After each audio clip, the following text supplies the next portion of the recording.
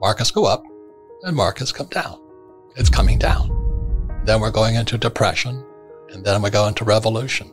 And that was the first time I saw history of what I was taught at the academy in real life.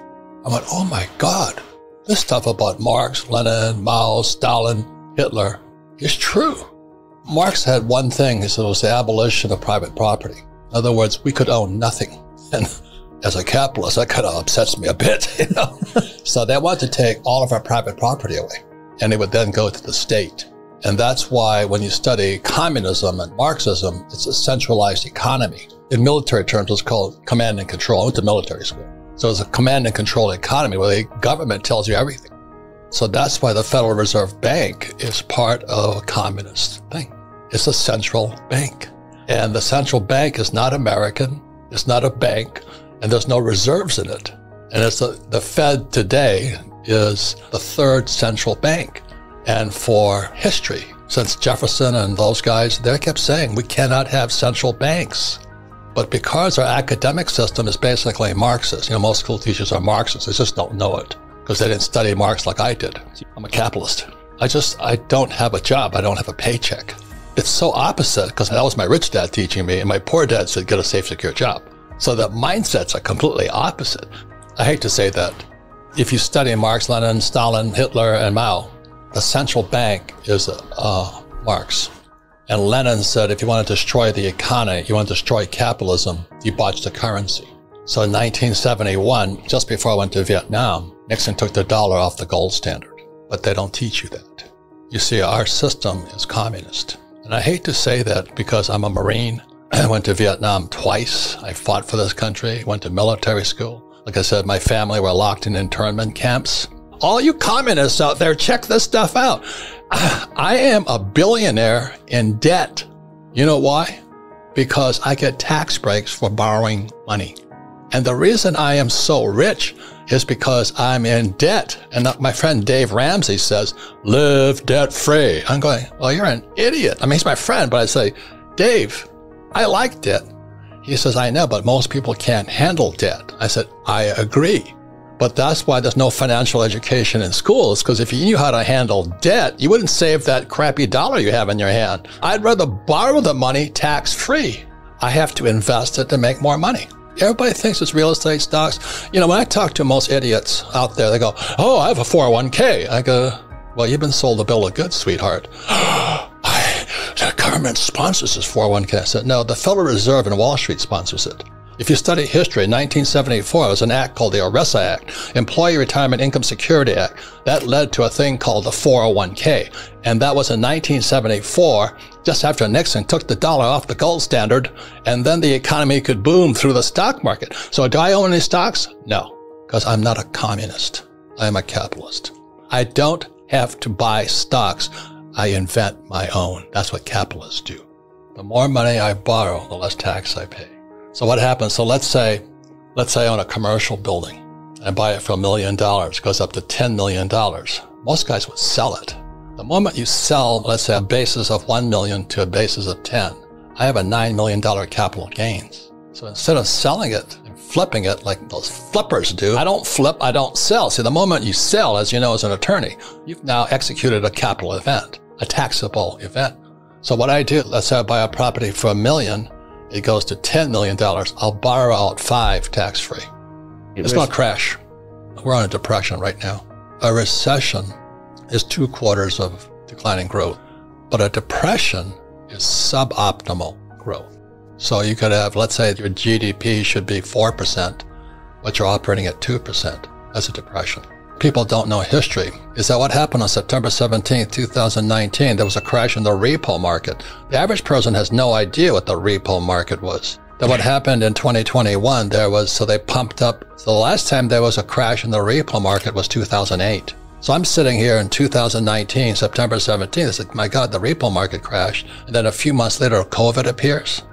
I went, oh my God, here it is. Repo market is, I call it the pawn shop. It's where people go in there and what happened at the repo market is the Fed starts pumping money into the commercial banks like Bank of America and those guys, Wells Fargo. So they started pumping money into the banks because the banks were empty. That's what happened when Lehman Brothers went down. They didn't have enough cash in them. But it's not even goes into the economy. It stays within the banking system. So what happens in a reverse repo, so 2008 was a repo, 2019 was a repo, and what happened in 2021 was a reverse repo. The money started coming out of banks and going back to the Fed. Now the average guy, what does that mean? It means that the commercial banks don't trust their assets. Their assets are questionable. There's the valuation. Valuation is an opinion.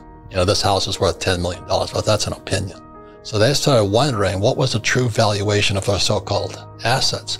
So the money started coming out of commercial banks like Bank of America and Wells Fargo, flowed back into the Fed because they'd rather have it at the Fed than in the marketplace. My friends are billionaires. That's what we talk about. The average person has no idea what we're talking about. We have to watch the flows of cash. I'll bet you $1 million. You ask 100 people what the repo market is, you'd be lucky if 50 know what it means. That's not a mistake. It's not an indictment against them. It's an indictment against the school system.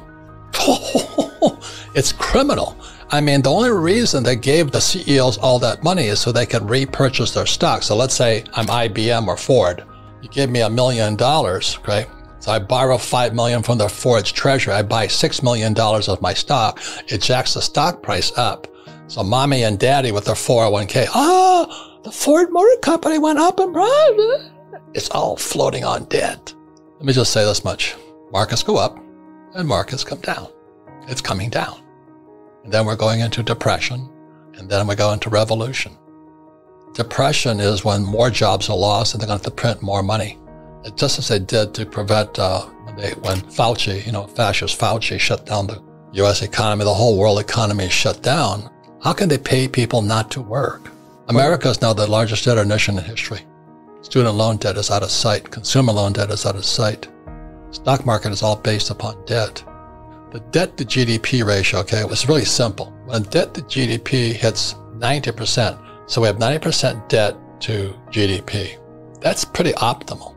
That means every dollar you borrow, when it's 90%, the economy grows by 10%. So it's a 10 to 1, a 10% ratio.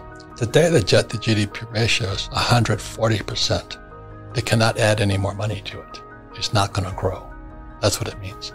So it's like a guy who has a house that's he kept refinancing his house and he loses his job. He can't borrow anymore. So that's what happens when the debt to GDP went past 90 to 1, 90% debt to GDP.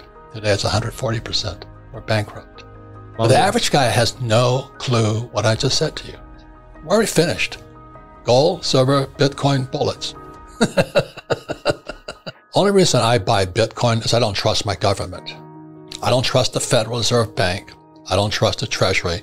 I don't trust basement Biden, and I don't trust the stock market. Now, if you trust all four of them, have a good life. I have gold, silver, Bitcoin. So Bitcoin is a bet against the government. I'll say this one more time. If you study Marx, a central bank is essential to communism. That's the Fed. It's the third central bank we've had. It came into existence in 1913. In 1913, the Fed was created, so was the tax department in 1913. Oh, coincidence. The average guy has no idea that happened. One more quick story, really quickly. I hang out with a friend. He's a billionaire. I mean, most of my friends are billionaires, close friends, No, but we're billionaires because of debt. We didn't sit there and save our pennies. So anyway, we said, well, is there a crash coming? So I don't know. We're looking for a sign from God. So right after I kind of lifted all the things on COVID, we walked into this restaurant right down the street here in Scottsdale, and everybody was dressed in evening gowns, And he looked at me and I looked at him and said, the crash is coming. I said, when you have all these old guys like me and their wives dressed in evening gowns, the end is near. We call it the evening gown theory of economics. Just before every crash, people are the happiest. And then they get really depressed, and that's when the capitalists get rich, because everything goes on sale.